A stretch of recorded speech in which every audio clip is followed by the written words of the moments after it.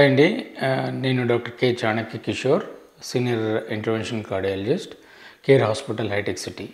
గుండె జబ్బుల్ని ముందుగానే గుర్తించడానికి మనము చాలా ఏళ్ల నుంచి చాలా ప్రయత్నాలు చేస్తున్నాము డిఫరెంట్ మెథడ్స్ ద్వారా. వాటిల్లో మనము కామన్గా చేసే ఏంటంటే, ఏదన్నా కంప్లైంట్స్ వచ్చినప్పుడు, ఏదైనా నడుస్తుంటే ఆయాసము, లేకపోతే ఛాతీలో నొప్పి రావడము, లేకపోతే కళ్ళు తిరగడము, లేకపోతే ఫ్యామిలీలో ఎవరికన్నా హార్ట్ అటాక్ ఎర్లీ ఏజ్లో రావడము, పెద్దవాళ్ళల్లో మదర్కి అయితే 65 years లోపల, ఫాదర్కి అయితే 60 years లోపల హార్ట్ అటాక్ వస్తే వాళ్ళకి ఫ్యామిలీ హిస్టరీ అంటే కొర్నాటి డిసీజ్ ఫ్యామిలీ హిస్టరీ ఉన్న వీళ్ళల్లో మనం ఏంటంటే మనము ముందు నుంచే జాగ్రత్త పడాలి. ముందే ప్రాబ్లం వస్తుంటే ఒక్కోసారి వేగ్ కంప్లైంట్స్ వచ్చినప్పుడు జాగ్రత్త పడాలి. లేదు అని అంటే స్ట్రాంగ్ ఫ్యామిలీ హిస్టరీ మన బ్రదర్ సిస్టర్స్లో కానీ మదర్ ఫాదర్లో కానీ ఫస్ట్ డిగ్రీ రిలేటివ్స్ అంటారు వీళ్ళల్లో మనకి హార్ట్ అటాక్స్ వచ్చి ఎవరికన్నా ప్రాణాపాయం స్టేజ్ కానీ, లేకపోతే చనిపోవడం కానీ,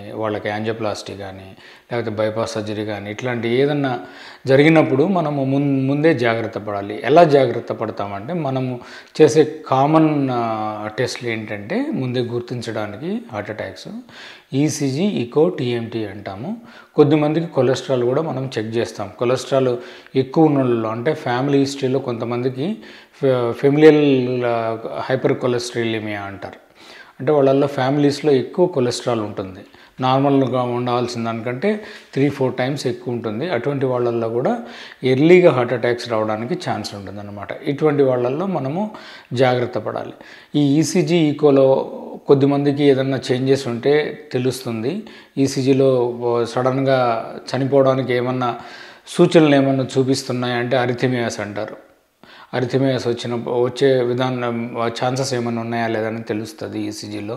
కొద్దిమందికి తెలియకుండానే సైలెంట్ ఇస్కీమియా అంటారు, సైలెంట్ హార్ట్ అటాక్ అంటారు. అటువంటి సూచనలు ఏమన్నా ఉన్నాయా, లేదు ఈకో చేసినప్పుడు మనకి హార్ట్ ఫంక్షన్లో ఏమన్నా పంపింగ్ ఎఫిషియన్సీలో ఏమన్నా డెఫిషియన్సీ ఉందా, తగ్గిందా, లేదు అది కంట్రాక్ట్ అయ్యే విధానంలో ఏదన్నా మార్పు ఉందా, అంటే ఒక్కో ఏరియాస్లో మంచిగా కంట్రాక్ట్ అవుతుంది, ఒక్కో ఏరియాస్లో తక్కువ కంట్రాక్ట్ అవుతుంది అనమాట. దాన్ని వాల్ మోషన్ అబ్నార్మాలిటీస్ అంటాం. అటువంటివి ఏమన్నా ఉన్నాయా? ఈ రెండు నార్మల్గా ఉన్నాయనుకోండి, ఈసీజీ, ఈకో నార్మల్గా ఉన్నప్పుడు ఏం చేస్తామంటే ట్రెడ్మిల్ టెస్ట్, స్ట్రెస్ టెస్ట్ చేస్తాం. ట్రెడ్మిల్ టెస్ట్ ఇది మనం ఒక బెల్ట్ మీద నడిపించి స్పీడ్గా, అంటే ఎవ్రీ 3 minutesకి అది హైటు స్పీడు పెరుగుతుంది. అట్లా మనం ఒక 6 to 7 minutes కింద, అంటే టార్గెట్ హార్ట్ రేట్ 85% వాళ్ళ ఏజ్కి తగ్గట్టు 85% కింద పెరిగితే ఈసీజీ కింద నార్మల్గా ఉందంటే వాళ్ళల్లో హార్ట్ ప్రాబ్లం లేనట్టు లెక్క. అట్లా 85% పెరిగిన తర్వాత వాళ్ళల్లో ఏమన్నా ఈసీజీ మార్పులు వస్తే గిన అటువంటి వాళ్ళల్లో యాంజియోగ్రామ్ టెస్ట్ అనేది చేసి జాగ్రత్త పడాలి. ఏదైనా ప్రాబ్లం ఉంటే దానికి తగ్గట్టు ట్రీట్మెంట్ తీసుకోవాలి.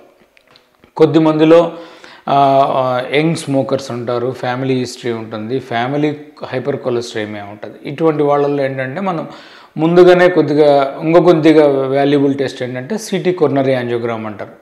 City coronary angiogram non invasive test. But దాని పాజిటివ్ ప్రిడిక్టివ్ వాల్యూ అంటే ఇప్పుడు దాంట్లో మైల్డ్ కానీ నార్మల్ కానీ రిపోర్ట్ ఇస్తే గిన దాన్ని మనం దాన్ని కన్సిడర్ చేస్తాం.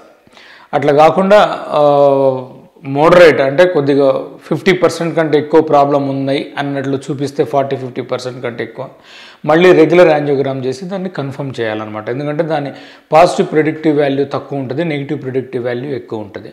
దాని సెన్సిటివిటీ వచ్చేసి 80-85% సిటీ కొర్నరీ యాంజియోగ్రామ్.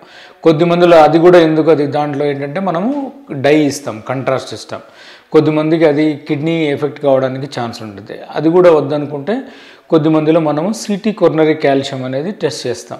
అది ఓన్లీ జస్ట్ కాల్షియం స్కోర్ని ఇస్తుంది అనమాట. అంటే కొర్నరీ ఆర్టరీస్లో ఈ కొర్నరీ సెగ్మెంట్స్ని డిఫరెంట్ సెగ్మెంట్స్ కింద ఐడెంటిఫై చేసి ఒక్కో ఆర్టరీలో ఎంత కాల్షియం ఉందనేది స్కోర్ ఇస్తుంది అనమాట.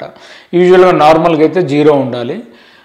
0 to 10 అనేది very mild minimal risk, 10 to 100 అనేది మైల్డ్ రిస్క్, 100 కంటే ఎక్కువ స్కోర్ ఉంటే కనుక మోడరేట్ రిస్క్ అంటారు. ఇటువంటి వాళ్ళల్లో 100 కంటే ఎక్కువ ఉన్న వాళ్ళల్లో యూజువల్గా ఏంటంటే మనము ఫర్దర్ టెస్ట్ చేస్తాం.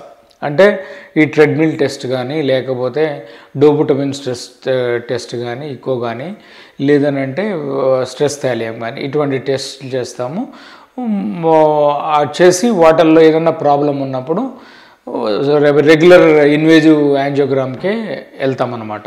అది 100% sensitive and specific regular invasive angiogram. అది చేయడం వల్ల ఏంటంటే మనకి ఎగ్జాక్ట్ పర్సంటేజ్ ఆఫ్ బ్లాకేజ్ తెలుస్తుంది. బ్లాకేజ్ పర్సంటేజ్ కన్నా 50-60 కంటే తక్కువ ఉన్నప్పుడు మనం మెడికేషన్స్తోనే మేనేజ్ చేయడానికి ట్రై చేస్తాం. అట్లా కాకుండా 70% కంటే ఎక్కువ ఉండి మల్టిపుల్ బ్లాక్స్ ఉంటే అవి స్టెంటబుల్, అంటే స్టెంట్ చేయడానికి వీలుగా ఉంటేనేమో స్టెంట్ చేస్తాము. స్టెంట్ చేయడానికి వీలుగా లేకుండా ఎక్కువ కాల్షియం ఉంది, డివైడ్ అయ్యే దగ్గర ఉంది, మెయిన్ ఆర్టరీస్లో ఉన్నాయి, బెండ్స్ ఉన్నాయి, మల్టిపుల్ బ్లాక్స్ ఉన్నాయి అన్నప్పుడు యూజువల్గా ఏంటంటే బైపాస్ సర్జరీకి పంపిస్తాం. సో ఈ విధంగా మనము ముందే ఐడెంటిఫై చేయడానికి కొన్ని టెస్టులు ఉన్నాయన్నమాట ఈ విధంగా. కానీ ఇన్ జనరల్గా మామూలుగా సిమ్టమ్స్ లేవు, వాళ్ళ ఫ్యామిలీలో ప్రాబ్లం లేదు, ఎవరికి స్మోకింగ్ హిస్టరీ లేదు, కొలెస్ట్రాల్ ఫ్యామిలీలో లేదు, అటువంటి వాళ్ళకి రొటీన్గా ఈ టీఎంటీ టెస్ట్ చేయడము, ఈ సిటీ కొర్నరీ కాల్షియం చేయడం, ఇటువంటివి అనేది సైంటిఫిక్గా ప్రూవ్ కాలేదన్నమాట రొటీన్గా చేయడానికి. ఏదన్నా ఫ్యామిలీ హిస్టరీ ఉన్నామో, లేకపోతే ఏదైనా కంప్లైంట్ ఉన్నప్పుడు, వేగ్ కంప్లైంట్ ఉన్నప్పుడు 30 years పైన ఉన్న వాళ్ళకి, 40 years పైన ఉన్న వాళ్ళకి మనం ఈ రొటీన్గా మనం ఈ టెస్టులు చేసి ముందుగా ఐడెంటిఫై చేయడానికి ప్రయత్నిస్తామన్నమాట.